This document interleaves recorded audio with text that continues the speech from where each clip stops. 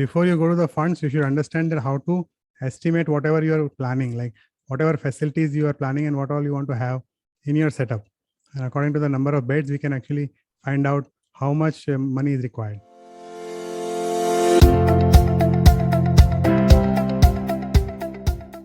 So welcome back once again, and today we will discuss about finance. This video is about finance. We will posting about money, how much money will be required, and about the different things. So before we discuss about the finance, today we will start with the area. How much area that is you required? What is the area size of the plot or size of the building that you need to have?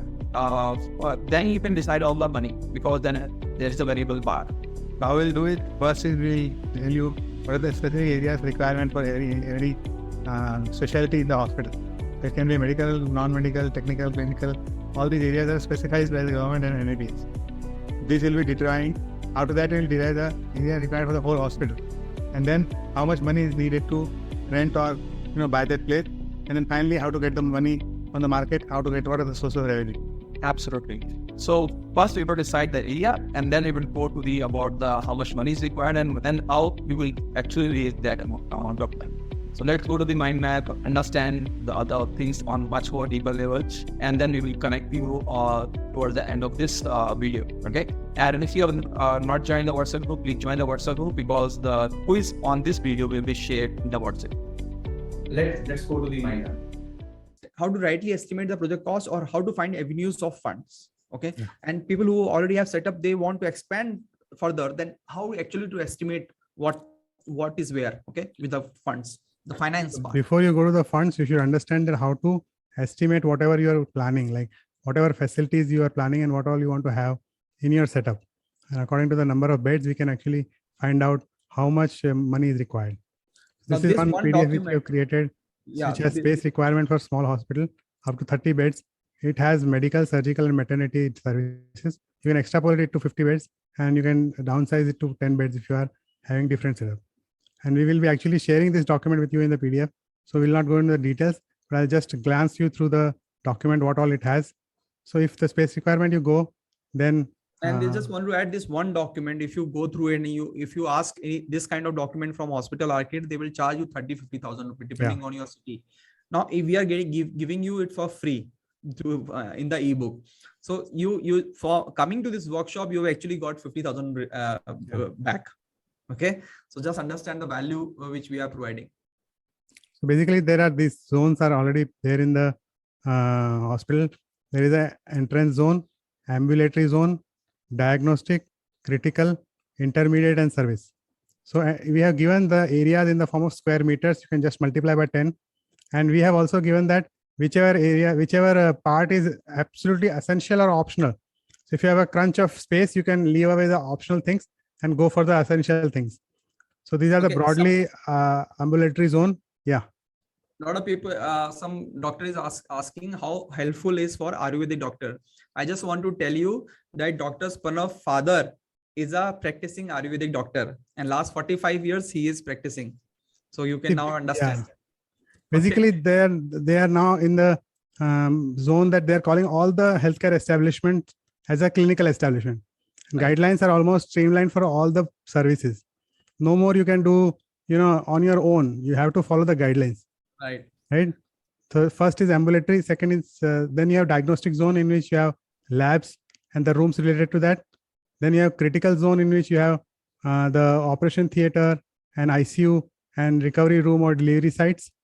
Then coming on to the next area where it is intermediate zone, that is the general wards, and the service zone, that is all the para-allied services are there. So this will give you a lot of insights into what all area you should be planning once you are planning a hospital, whether you are renting it, whether you are buying a property. But these areas, some of them are really essential for a proper workflow, right? And from this, we reach to the derivation at how much area is required. For example, 20 beds, then you have to have 8,000 square feet, 30 beds, 9 to 12,000, and 50 beds around 15 to 20,000 square feet. Approximately this much area is required. And then we can determine how much money is to be spent on this.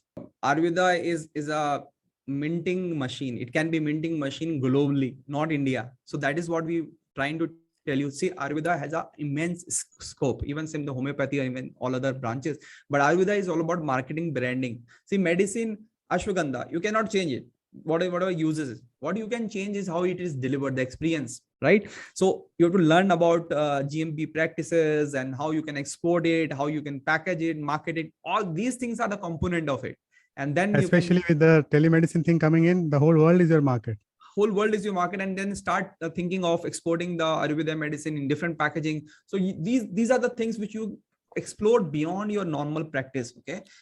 And you can also make online courses. You can also sell, like what we are doing exactly, you can do in a replicate in your own stream. We will help you about building your own setup. We can help you about how you can record your video, make it on a LMS, learning management system. All those things we can help you once you can see it. The possibilities are infinite. It is up to you. It is up to you how you can actually take help from this community. Okay. Now, once we did this thing, we have an Excel sheet which will show you how much money is required. Okay. So for a small clinic, you can go up to 200 feet, and the metro, tier 1, tier 2, tier 3. As we go to a smaller setup, the amount of money which is required is less.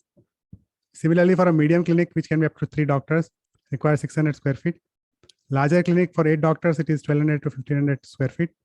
20 beds around 8,000, 30 beds 12,000, 50 is 20,000, 75 is 30,000, 100 bed is 50,000. And accordingly, you can see what the amount is required. And this is actually a estimate which has come out from the experience. It is not written anywhere. It is just whatever we practice, we have found it relevant, because it can change from place to place. Because sometimes what happens, a big city is having an area which is like a tier 2 or tier 1. So there, the small changes will be there. And we are not including the usage of very heavy instruments or high-ended instruments. And we are considering the whole thing on the rent. So this amount is the money which you have to initially put in place to create a setup. Right. So one of the different avenues of fundraise, there are 7 avenues of fundraise. Okay. First is your friends and family. You can directly go in the starting. You can always do this. Then pool money with your partners. Always do for the partnership. Always pool money. Then banks, private and public. Then NBFCs. If banks are not giving, come to the NBFC, non-banking financial company. Maybe interest rate will be little higher, but they can give you. Angel funds. If you're a startup idea, if you're technology focus, you can go to the angels like HNIs who are high net individual, and they can ask for angel funds. Then private equity. You already have set up system driving. Now you want to expand it to be like globally or India specific. You need 100 crore rupees. Then you can go to the private equity saying that I am already generating revenue. I want to expand it. Now people will take equity and give you a loan. Then MSME scheme in banks. Okay, very, very important. Now hospital is under MSME. So a special incentive for women and SC/ST entrepreneurs. Please make your spouse majority holder. It makes the system as a women oriented 51%, and then you can apply as a women entrepreneur. What are the good rate to raise fund? 7 to 12% right now. Okay, not more than 12%. You will not be able to give back. So that is how different avenues of raising funds. Great. So hope you have learned a lot about finance and the money requirement and how you are going to raise it, whether this is the perfect time for you or not. All those questions, doubts must be clear by now. And after that, once you understand the financing and thing, now you can actually see the stage of your life, whether you want to take that risk or not. And if you can find a way to take that risk also. You must have got a lot of clarity in the execution of the project, and this will be very useful when you are dealing with the end architect. Absolutely. He will tell you can't aage. Right. And all this figures all the areas according to NBC code. So architect also follow this NBC code also. Now the model which we have given is 30 bed, but that you can extrapolate 50 bed and 100 bed and all those things. But this is the model figure. And then figures about the investment and other are also ballpark figure. They can always go based on the tier 1, tier 2, tier 3 city. Within the tier cities, within one city, there are a lot of areas. So it is only approximate value that you can have. And of course, we are not taking the cost of land into this account. It is always this thing, because land and variation is too much. So that you can actually take under your wood, you can take into account, and then I calculate the full amount, final amount. But then, of course, this whole discussion will give you a very clear idea what to talk to your hospital architect or your CA or your bankers, so that you are not in like totally blank. Now you will have something to say, right? So I hope we are able to help you after the webinar also. So if you want the PDF of this document as a checklist type PDF below this video, and we'll give you the PDF, or you should be there live in the webinar, attending the webinar. After the webinar, we will give you a full ebook containing all the checklist that we have discussed here, and afterward also, or before this video also. So throughout this journey, whatever we have discussed, we'll give you the ebook to all live participants. So please there in the webinar as a live participant, and we enjoy the learning that we are having with you. And if you're having any doubts, you can always ask below the video. And other questions, we'll be answering them. And hope to see you in that webinar. So thank you so much for watching. Wait for the next video, which will be coming with the next action point to be taken. And it is very, very important that you keep tab on the WhatsApp group. Bye bye, take care, and see you tomorrow.